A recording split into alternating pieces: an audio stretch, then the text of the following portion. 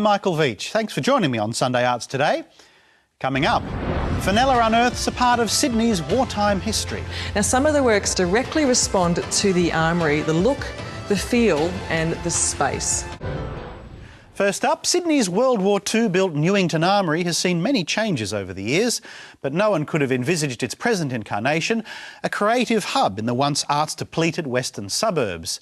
Painters, writers and performing artists have all contributed to this unusual project, as local girl Fenella discovered. It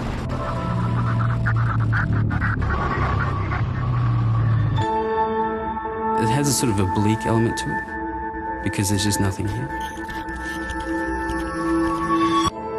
The whole place is very evocative, particularly when you're on your own here. This is not too far from my old stomping ground. I grew up around here, about 5 kilometres that way in Homebush on the other side of the railway line. But you see, when I was growing up, this was not an arts district. The things that it was known for was the rubbish tip, the abattoir, there was lots of industry, Silverwater Jail, of course, and there was this place, the Armory.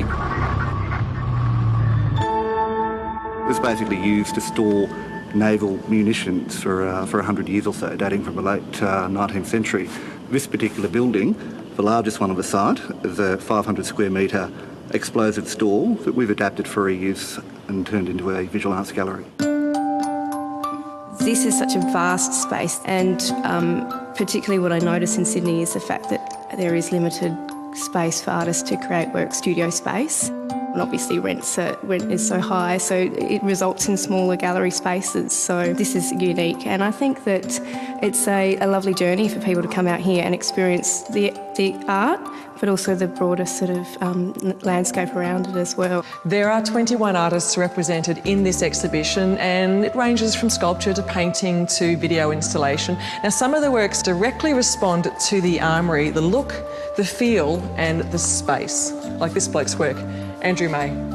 When you begin the residency, you're given a set of keys to a certain amount of buildings, and a lot of the materials has been left behind when it was used by the Navy, like lights and bits and pieces that you can come across that you can incorporate into works.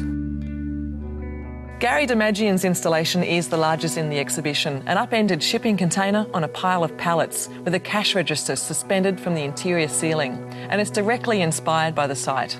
I've been thinking along these lines for some time, working with shipping containers as a symbol of trade and pallets, etc. So in this case, I've tried to combine those elements into conjuring up some sort of house of worship and hopefully given it a little sense of abandonment, like a dilapidated old church in a countryside. And why does it suit this site? I mean, it is outside the gallery, which is, just through here, through a tunnel. Why this work in this space? I feel best outside, so outside of walls. And I'm an early bird and used to come here at the crack of dawn and got to experience the site in sheer silence. And being in the middle of this field, engulfed in fog, it's an eerie place to be. And that eeriness also inspired Maryanne Wick. It does have a very evocative feel around here, and I think sometimes, I wouldn't say deathly, but it has another, it's very spiritual around here. I think that's what I'm trying to say. Any ghosts while you're staying here? Well, it's funny because sometimes if you're in the studio on your own, you'll hear something, and I'm just hoping it's one of the lizards, but and sometimes the door will swing open, sometimes the light will flicker on and off, sometimes a little shadow or a moment, and I know it's probably me just in my imagination being on my own, but I know that I think there are ghosts around here. Maybe they're just your friends playing games on you. Yeah, I know. Trying to freak Maryanne out. Perhaps the most humorous work is the video installation by Daniel Mudie Cunningham, filmed during his residency at the Armory. It's an appropriation of the strikingly choreographed and memorable sequence from the 1988 film Beaches. I am the captain, and this is my shrine. It's incredibly camp. I mean, it's one of those films that is a real guilty pleasure. The O industry sequence from the film takes place when Bette Midler is this aspiring actress, and she finally hits the big time. She gets her first big break with an amateur theatre group, and they perform this kind of pantomime-like song called O Industry. And in my version, the faceless workers are replaced with these kind of naval zombie automatons, and I'm like a kind of ringmaster that lords over them. And so what I really liked is that this kind of site, which is a naval base from the late 19th century, is now a kind of tourist park.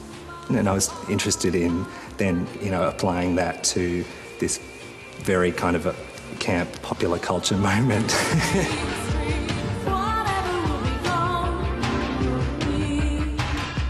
Venues like this can either go two ways. They can just be sort of demolished and turned into apartments, which is pretty standard.